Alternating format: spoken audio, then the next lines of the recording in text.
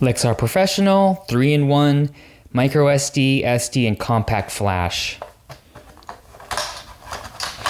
This reads the version 2 cards of the SD. Even though compact flash is kind of an older format, this reads the more modern SD card and micro SD.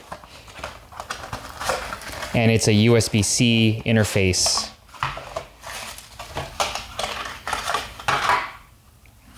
So here it is, kind of like a mouse, right? It kind of looks like a mouse. On the bottom here, there is some rubber material, grip material. So when it goes on a table, it won't move. And then here are the sides. There's the compact flash. This looks like a little light, a reading light to let you know it's on. There's the micro SD, and then there's the full SD.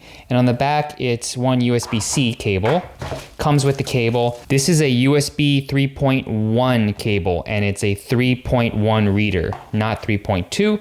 But this still should be really fast. There are not a lot of trusted name brands that do compact flash anymore and have the modern SD version 2 readers on them. I think this is one of the only ones, and Lexar is a brand that I trust.